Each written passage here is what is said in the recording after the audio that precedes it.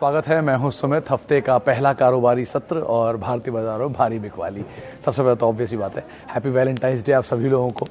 और मार्केट में एक हेवी सेल ऑफ आज के सत्र में ज़रूर आता हुआ दिखाई पड़ा और ऑब्वियस ही बात है, ये आना ही था। मच ड्यू जो चल रहा था मार्केट में वो पैनिक आ ही गया। ऐसा नहीं है कि बाजार में कोई पहली बार बिकवाली आई है। इनफैक्ट अभी कुछ देर पहले किसी ने मुझसे बोला कि लार्जेस्ट सेल ऑफ के नंबर निकाल के दो जो अब तक की सबसे बड़ी बिकवाली हैं, तो उन परसेंटेज टर्म में तो निफ्टी का आज का फॉल आता ही नहीं है कहीं। जो टॉप 10 या टॉप 15% फॉल है उसमें भी निफ्टी का परसेंटेज फॉल आज नहीं आता। हाँ, लेकिन अंकों के लिहाज से आंकड़े बहुत बड़े दिखाई पड़ेंगे और अभी ये निफ्टी की शायद ये 7वीं या सबसे बड़ी गिरावट होगी, 7वीं या 6ठी सबसे बड़ी गिरावट होगी। ऑब्वियसली बात, आप ऐसा मान के चलिए कि जब निफ्टी ने 2008 में, 2007 में, 2012 में बड़े बड़े परसेंटेज फॉल दिए थे, उस समय पर निफ्टी के जोन्स छोटे थे। यानी कि निफ्टी उस समय कहीं 5000, 8000, 12000 इन जोन्स में कामकाज करता हो, तो उनका बेस छोटा है, जिसकी वजह से परसेंटेज फॉल भी बड़े नहीं दिखेंगे। लेकिन आज क्योंकि निफ्टी का बेस इतना बड़ा है तो इसलिए बड़ा फॉल आपको दिखाई पड़ेगा ही। आज 570 अंक की गिरावट बड़ी दिख रही है, लेकिन वो परसेंटेज में महज 3% की गिरावट है। स्मॉल कैप में महज 4% की गिरावट है, मिड कैप में महज 3% की बिकवाली है। लेकिन हमें इसलिए मैं बड़ी दिख रही है कि बड़े सारे पोर्टफोलियोज हायर लेवल से नीचे आ चुके हैं और बहुत सारे बढ़िया कंपनियों के शेयर भी हायर लेवल से नीचे आ चुके हैं, इसलिए पैनिक स्टेट ज़्यादा मचा हुआ है। ट्रिगर्स बहुत सारे हैं। अब आप जोड़ने के लिए बहुत सारी चीज़ों को जोड़ सकते हैं बाजार में इस बिकवाली के लिए, जिसमें आपके सामने आता है क्रूड, सबसे पहला ट्रिगर $95 पर। फिर आता है यूक्रेन रशिया का इशू दूसरे नंबर पर। तीसरे नंबर पर आता है LIC का IPO। ऑब्वियसली बात है, बड़ा IPO आ रहा है तो बाजार से पैसा निकलेगा ही, जाएगा ही वो। FIS की बिकवाली जो लगातार जारी है, ये एक और बड़ा ट्रिगर है। इकोनॉमिक जो ग्रोथ थी वो भी स्टेबलाइज होती दिख रही है। चौथा, अर्निंग सीजन खत्म हो चुका है। पांचवा, एंड XYZ, ऐसे बहुत सारे रीजंस आप जोड़ते चले जाएंगे। लेकिन ऑन द कॉन्ट्ररी, अगर आप तेजी में भी देखना चाहेंगे तो कुछ चीज़ें ऐसा नहीं कि खराब ही है सब कुछ अच्छा भी है। कॉर्पोरेट इंडिया की ग्रोथ अच्छी है ही, इंडिया की डिमांड सिनेरियो अच्छा है ही, तो ये दो पार्ट तो आप रख लीजिए। यूक्रेन और रशिया का इशू आज से नहीं है, 2014 से चल रहा है, तो वो एक बड़ा कंसर्न है। क्रूड एक ज़माने में $160 भी दिखा चुका है अभी, लेकिन $90-95 पे ही है, तो वो दिन भी हमने देखे हुए हैं। आप क्या देखना चाहते हैं वो आपके ऊपर है। आपको अगर तेज़ी देखनी है आप तेज़ी देखेंगे, आपको मंदी देखनी है तो आप मंदी देखेंगे। रीज़न दोनों के आपके सामने रखे हुए हैं। कुछ कंपनियां जो लॉस मेकिंग हैं उनकी तो हालत ख़राब होनी ही थी। मिसाल के तौर पे पेटीएम, लेस प्रॉफिट वाली कंपनियां, नायका, जोमेटो, जो हाल फिलहाल की लिस्टिंग थी बहुत ही ओवर प्राइस थी, वो नीचे आते हुए दिख रही हैं। कुछ कंपनियां जो मजबूत छत्र हैं वहाँ भी गिरावट है, ऐसा नहीं वहाँ नहीं गिरावट है, लेकिन वहाँ गिरावट उतनी नहीं है जितनी आमतौर पे देखी गई। TCS एक एग्जाम्पल है जो आज एटलीस्ट हरे निशान में था, क्योंकि बायबैक के प्राइस का सपोर्ट आ गया उनको। बायबैक प्राइस पहले से ही तय था, डेट आ गई है, तो वो एक बड़ा ट्रिगर मिल गया जिसकी वजह से वो तेज़ी में है। बाकी बैंक्स टूट रहे हैं, HDFC ग्रुप अंडर परफॉर्म कर रहा है, तो मैं मान के चल रहा हूँ इन सब पे सवाल आएंगे ही, इसलिए मैं पहले ही उनके जवाब दे देता हूँ। HDFC ग्रुप में अंडर परफॉर्मेंस की वजह बहुत सारी पहले से ही चल रही है कि वो सक्सेशन प्लान नहीं है, दिक्कतें हैं, जिसकी वजह से वो शेयर ऑलरेडी टूट रहे हैं। इन टोटल मार्केट में आज प्रेशर था। प्रेशर में मिड कैप, स्मॉल कैप सबसे ज़्यादा बीट ले रहे थे आज। नए IPOs में बिकवाली थी, ओवर प्राइस शेयरों में बिकवाली थी, लॉस मेकिंग कंपनियों में बिकवाली थी। उसके अलावा बिकवाली सारे इंडिसेस में थी। जहाँ जहाँ पर बढ़िया तेज़ी आई थी वहाँ पर सब में बिकवाली थी। अच्छी कंपनियाँ वो थी जिनमें 5% सर्किट थे, एटलीस्ट वो 5% पे लॉस रिस्ट्रिक्ट हो गया, लेकिन आप बेच नहीं पाए। तो ये सिचुएशन सिनेरियो आज बनता हुआ दिखाई पड़ा और इस सिचुएशन सिनेरियो के अकॉर्डिंग ही मार्केट्स आज प्ले आउट होता हुआ दिख रहा था। खैर, लेकिन अभी भी संकेत कमज़ोर हैं, इस सिचुएशन अभी भी अवेटेड है, तो वेट एंड वॉच आपके पास एक ऑप्शन है। जितने भी नियर टर्म के ट्रेडर्स हैं जो पोजीशनल तौर पे माल को आज लेते थे, कुछ दिन में बेचते थे, वो अब थोड़ा इन्वेस्टर बन गए, उनका सिनेरियो बढ़ गया है। लेकिन इन टोटल सिचुएशन इतनी अभी बाजार में कोई ख़राब नहीं हुई है कि आपको अपना पूरा पोर्टफोलियो खाली करना पड़े और उसके हिसाब से आप कॉल लेते हुए दिखाई पड़े। चलिए अच्छा जी, अब आगे बढ़ते हैं, सवाल देखते हैं। सबसे पहला सवाल है जी धनंजय कुमार पांडे साहब का, दिल मांगे more to buy some more shares. Obviously बाजार में गिरावट, सेल होती है, तो जब अच्छे भाव में सेल लगती है तो आप ज़रूर खरीदारी करें, सबसे अच्छा ऑप्शन होता है ये। Okay, Wipro and HDFC life good buy at current price. Sunita ji, दोनों के केसेस में आपका टाइम फ्रेम बहुत क्रूशियल होता है। कंपनियां दोनों ही ख़राब नहीं है। HDFC तो ऑब्वियसली बात है बहुत बुरे सिनेरियो से गुजर ही रहा है पूरा दौर, और आज तो बहुत बिकवाली थी।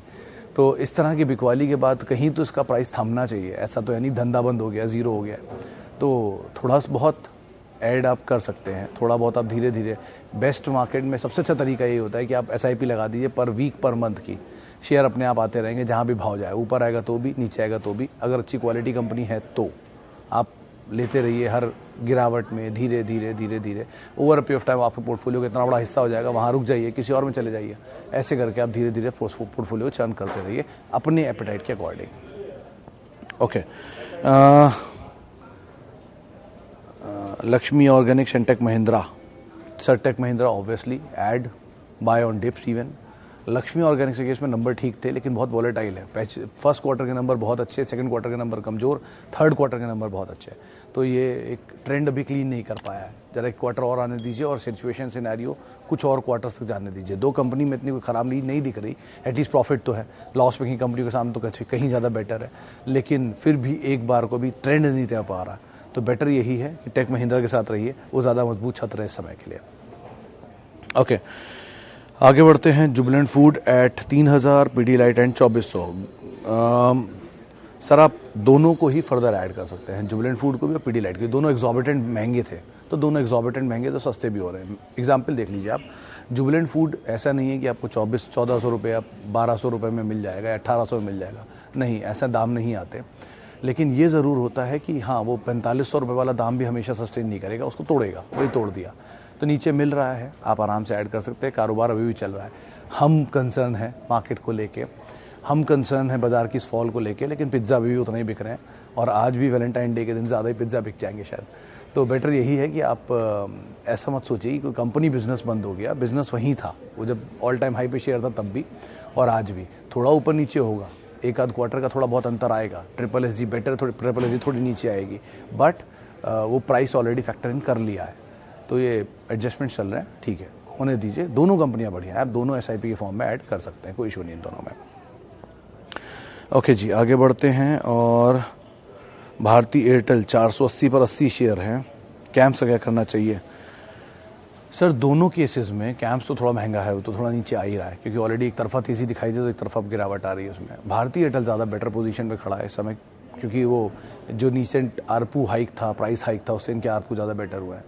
लेकिन having said that, Bharti Airtel भी अपने जो रेंज है उस रेंज के अपर एंड पर है, अपने हाई से बहुत टूटा नहीं है। तो थोड़ा कंजर्वेटिव व्यू रखकर आप रहिएगा, conservative to cautious view.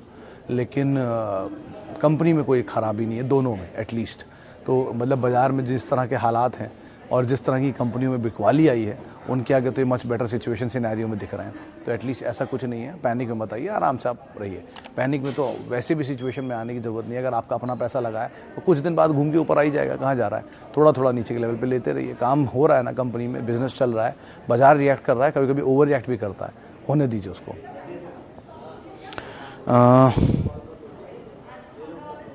Will market go down, best share to enter? Sir market, Subin साहब, मार्केट कैन गो डाउन। मतलब मैं कोई ये डिसाइड नहीं कर सकता ना कि मार्केट नीचे आएगा कि ऊपर आएगा, मार्केट कहीं भी जा सकता है। लेकिन अगर मार्केट नीचे आता है तो आपको मौके देता है, और वो मौका अगर आपको ठीक लग रहा है तो आप ज़रूर एंटर करिए। मिसाल के तौर पर बहुत ही क्लीन गेम था, TCS 3500 रुपये पर आ गया था, 4500 रुपये पर उसका बायबैक प्राइस है, 3500 रुपये पे शेयर है। अगर वो शेयर ज़रा सा नीचे टूटता है तो उसकी बायबैक प्राइस की अट्रैक्टिवनेस और बढ़ जाएगी, क्योंकि आप 3500 में शेयर खरीदिए, 4500 में शेयर दीजिए, 1000 रुपये तो आपको वैसे ही मिल रहे हैं। तो और नीचे जाएगा तो अट्रैक्टिव होता चला जाएगा, तो HNIs और उसे खरीदेंगे, तो वो तो होना नहीं है। तो इसीलिए TCS बेस्ट बेट था, कितना नीचे आए ले लो, वो बायबैक का प्राइस उसे टूटने नहीं देगा। दूसरी तरफ टाटा कम्युनिकेशन 1170 रुपये पे तो टाटा ग्रुप ने स्टेक खरीदा है, और 1170 के जितना आसपास मिलता रहे लेते रहो, क्या दिक्कत है। वो घूम के वापस उस प्राइस को छोड़ देगा कभी ना कभी, क्योंकि जहाँ प्रमोटर कंपनी में खरीद रहा है वो तो उससे बेटर की ग्रोथ एक्सपेक्ट कर ही रहा है ना।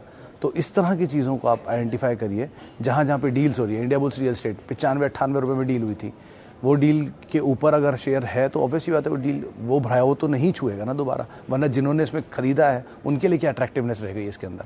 तो लाइकवाइज इन चीज़ों को आप आइडेंटिफाई करिए, बेसिक फंडामेंटल ट्रिगर्स हैं, इनको आप फॉलो करिए और उसके हिसाब से आप बने रह सकते हो। बाकी धंधा तो ऑब्वियसली है ही कंपनी का कि कितना चल रहा है, कैसा चल रहा है। मार्केट ओवर रिएक्ट करता है, होने दीजिए, वो कोई दिक्कत नहीं है उसमें। अच्छा जी, आगे बढ़ते हैं। इतने सारे सवाल एक ही तरह के शेयरों पर देख रहा हूँ मैं। जुबिलेंट इंग्रेविया बने रहिए, कोई इशू नहीं है। मतलब देखिए सर, बहुत ही सीधी सी बात बता देता हूँ कि कोई भी कंपनी जिसका बिजनेस ठीक है, अगर उसमें कोई भी बड़ी गिरावट देखने को मिल रही है आज, तो वो इसलिए है क्योंकि ऑलरेडी भागे हुए थे। तो अगर वो थोड़ा नीचे आ भी रहे हैं 20%, 30%, 40%, टिल द टाइम उन कंपनी की इंडिविजुअली कोई बड़ी बुरी खबर ना हो, आप उसके अंदर आराम से बने रह सकते हैं। जब तक उसमें इंडिविजुअली बुरी खबरें नहीं आती, जैसे अब मिसाल तौर पे किसी कंपनी में लॉस आया है और लॉस बार बार आ रहा है तो वो बुरा है, लेकिन किसी कंपनी में लॉस एक क्वार्टर में आया है क्योंकि उसमें मैनेजमेंट चेंज हुआ है, तो ये बात को आप डाइजेस्ट कर सकते हैं। तो लाइक वाइज सिचुएशंस देखिए और उस सिचुएशन के हिसाब से आप कॉल लीजिए। एक बार में पैनिक में कुछ भी बेचने की ज़रूरत नहीं, और कभी भी इसलिए नहीं बेचने की ज़रूरत है वो नीचे आ रहा है मैं बेच देता हूँ फिर नीचे ले लूँगा, ऐसा कभी नहीं होता। मान लीजिए आपने आज कोई शेयर बेच दिया ये सोच के कि मैं और नीचे ले लूँगा, और कल बाजार घूम गया और वहाँ से डबल हो गया, देन तो आप ही को दुख तकलीफ होगी। तो अच्छी कंपनी है तो आप उसे नीचे के दाम पे ऐड भी कर सकते हैं और होल्ड भी कर सकते हैं। समय दीजिए बाजार को, 1-2 दिन के लिए, 1-2 महीने के लिए, 6 महीने की ट्रेड्स के लिए कोई बाजार नहीं होता। 2021 जैसी ड्रीम रन 2022 में शायद ही देखने को मिले, वो सालों में एक बार होती है, तो आपने देखी 2021 में। तो वेट करिए, होता 2022-21 से बेटर हो सकता है 2022 स्टेबल रहे। अगर वो सिचुएशन सिनेरियो जैसा ही बने, अच्छा बिजनेस पकड़िए और बैठे रहिए शांति से, कुछ नहीं हो रहा उसमें। डी-मार्ट, अदानी पोर्ट, टेक महिंद्रा पे हम बातचीत कर चुके हैं। सर डी-मार्ट के केस में हाँ नीचे तो ज़रूर आया हाई लेवल से, थोड़ा थोड़ा आप ऐड भी कर सकते हैं। अदानी पोर्ट वैसे पूरे ग्रुप की सबसे बेटर सिचुएशन दिखाई पड़ती है, सबसे इनफैक्ट अगर आप पूरे ग्रुप के प्रॉफिट्स की बात करेंगे तो Adani port major profit generator है। तो सिचुएशन वाइज फाइनेंशियली तो एटलीस्ट वो बेटर है बाकी ग्रुप के कंपेरिजन में, लेकिन पूरा ग्रुप ही महंगा है तो वो पार्ट को भी आप ज़रूर ध्यान में रखिएगा। Can I add more Tata power IBRL तो सर आप ऐड कर सकते हैं। मतलब मुझे ऐसा कोई फ्लॉ दिख नहीं रहा अभी तक इस कंपनी में। नंबर्स में थोड़ा लॉस ज़रूर आया था, लेकिन वो प्रमोटर क्लीन अप कर रहे हैं तो उस वजह से शायद चीज़ें हो सकती हैं। लेकिन अब कितना हद तक ये बाज़ार का फॉल चलता है, कितना नीचे तक जाता है, ये देखना होगा। लेकिन वही 90-95 रुपये के आसपास शायद इसका प्रेफरेंशियल अलॉटमेंट था, तो वो दाम नहीं तोड़ना चाहिए आइडियली। बाकी बाज़ार देखते हैं किस तरह से रिएक्ट करता है। सर सिचुएशन ख़राब जब होती है तो लगता है ऐसा कि बहुत ख़राब होगी, और जब अच्छी होती है लगता है कि खराब होगी नहीं। तो इन दोनों तरह की चीज़ों को एक बैलेंस में आप रखिए और उसके हिसाब से कॉल लीजिए।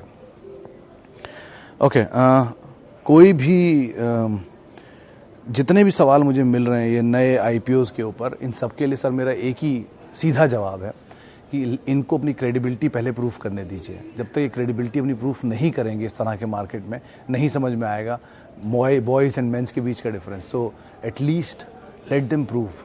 1 क्वार्टर के नंबर, 2 क्वार्टर के नंबर, 3 क्वार्टर के नंबर से कोई भी प्रूफ नहीं होता। 2021 का कोई भी IPO तक 4 क्वार्टर के नंबर नहीं दे पाएगा। तो पहले उनके नंबर्स आने दीजिए, सिचुएशन सिनेरियो उसके बाद क्लियर होगा। अदानी विल्मर तक आज नंबर पहला क्वार्टर के आया है और वो एक तरफा चीज़ दिखा चुका है, डबल हो चुका है ऑलमोस्ट। तो इस तरह के भाव के साथ इस तरह के नंबर कितने सपोर्टिव बनेंगे ये आगे चल के पता चलेगा। तो नंबर जब तक नहीं आएंगे पूरे साल के या कुछ सालों के, तब तक आप इस पर कोई टेक मत लीजिए। आपके पास है, तेज़ी में निकल जाइए, बेस्ट रणनीति होती है, क्योंकि आपने लिस्टिंग के लिए ही लिया था। अगर आपने फंडामेंटल तौर के लिए लिया है तो आप फिर बने रहिए, फिर तो आपने फंडामेंटल के तौर पे लिया हुआ है। तो आप अपनी गोल्स को आइडेंटिफाई करिए, टारगेट्स को आइडेंटिफाई करिए और उस हिसाब से बने रहिए। बहुत सारे लोग हैं मैं जानता हूँ जिनका आज के इस फॉल में भी उनका प्रॉफिट कई गुना ऊपर है, क्योंकि उनके भाव इतने नीचे के हैं, वो इतनी आराम से लेके बैठे हैं इतने सालों से। तो आप उस तरह की रणनीति रखते हैं तो बात अलग है, लेकिन अगर नहीं है तो आपको पैनिक में आने की ज़रूरत नहीं है एटलीस्ट। सर कॉफी एंटरप्राइज की जो स्टोरी थी बीच में, जो ट्रिगर बन के इसके लिए चली थी, 80-85 रुपये ले गई थी शेयर को, वो अब खत्म हो गई है। तो वो ट्रिगर के आधार पर चला था, टर्न अराउंड होगा, नंबर्स में रिफ्लेक्ट होगा, उनको आप देखते रहिए। नंबर्स अवेटेड हैं, तो वो नंबर्स शायद आ चुके हैं, अवेटेड है, मतलब लास्ट आवर में नंबर आने थे इनके कहीं।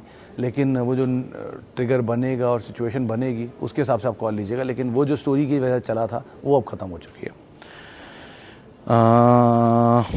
पीडीलाइट, डाबर दोनों को आप होल्ड कर सकते हैं, दोनों बढ़िया कंपनी है। पीडीलाइट भी और डाबर भी, दोनों SIP वे में ऐड करने लायक कंपनी है। 100 साल पुरानी कंपनी है डाबर, और पीडीलाइट भी काफ़ी पुरानी कंपनी है। तो आपको ऐसा कुछ पैनिक में आने की ज़रूरत नहीं है। ऐसे बहुत भारे भाव, बहुत उतार चढ़ाव, बहुत सिचुएशन ऐसे देख लिए, घबराने वाली सिचुएशन एटलीस्ट नहीं है। ऐड कर सकते हैं इनफैक्ट पीडीलाइट तो। HUL versus United Spirits, sir long term के लिए HUL ज़्यादा बेटर है ऑब्वियसली, क्योंकि वो बहुत ही पुराना है। लेकिन अगर आप एग्रेसिव प्राइसिंग देखना चाहते हैं, बड़ा मूव देखना चाहते हैं, तो यूनाइटेड स्पिरिट्स ज़्यादा बेटर है। दोनों कंपनियां ख़राब नहीं हैं, A+ और A इस कैटेगरी में आप दोनों को रख सकते हैं। A+ HUL को इसलिए कि वो बिल्कुल स्टेबल स्टॉक है, वो बहुत ही धीरे चलेगा, और यूनाइटेड स्पिरिट्स एग्रेसिव स्टॉक है। दोनों ही लीडर अपने अपने स्पेस में, वो FMCG जाइंट है, वो लिकर जाइंट है, दोनों मल्टीनेशनल है। वो डिविडेंड देती है, वो नहीं देता है। इस तरह से आप इनको सेग्रीगेट करिए और आपको जो सही लगे वो कर सकते हैं। लेकिन दोनों में कोई ऐसी क्वालिटी को लेकर इशू नहीं है एटलीस्ट।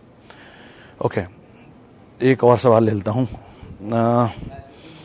वेंकीज़, विनोद जी, वेंकीज़ के इसमें वो इनपुट कॉस्ट बढ़ने का ट्रिगर घूम रहा है बाजार में, लेकिन हाँ हाई लेवल से बहुत टूट चुका है शेयर। 3600 रुपये का शेयर था और टूट टाट के हाल फिलहाल में शायद 1500 रुपये 2000 रुपये की रेंज में आ चुका है। तो बहुत कुछ इसमें खोने के लिए अब है नहीं। वो इनपुट कॉस्ट का ट्रिगर जो मान रहे हैं कि पोल्ट्री की जो इनपुट कॉस्ट है, फीड्स वगैरह के दाम बढ़े हैं, जिसकी वजह से इनके मार्जिन हिट होंगे। तो यही पिछले क्वार्टर के नंबर में भी हुआ था, वही शायद इस बारी भी होगा। तो ये चीज़ बाजार को डिस्काउंट कर रहा है। ठीक है, होने दीजिए, तूफान है, थम जाने दीजिए, फिर इस पर कॉल लेना ज़्यादा बेटर होगा कि वो सही है कि गलत। अभी कुछ मत करिए, अभी जो हो रहा है होने दीजिए, आराम से रिलैक्स करिए। मार्केट है, ओवर रिएक्ट करेगा, करने दीजिए, उसका काम यही है, रोज़ खुलता है रोज़ बंद होता है। तो एक बार सिचुएशन स्टेबलाइज हो जाए, तूफान खत्म हो जाए, फिर आप बाहर निकल के देखिए क्या डैमेज बचा है और क्या डैमेज हुआ है, उसके बाद देख सकते हैं क्या करना है इसमें। चलिए, फिलहाल अब इतने ही सवालों को मैं शामिल करूंगा। माफ़ी बहुत सारे लोगों से जिनसे आज हम बातचीत नहीं कर पाए। बहुत बहुत शुक्रिया उन सभी लोगों का जिन्होंने सवाल पूछे। पैनिक मत करें, आराम से बाजार में निवेशित रहें, लंबी अवधि का नजरिया रखें। आप मेरे साथ जुड़ सकते हैं @Sumit Research मेरा ट्विटर हैंडल है।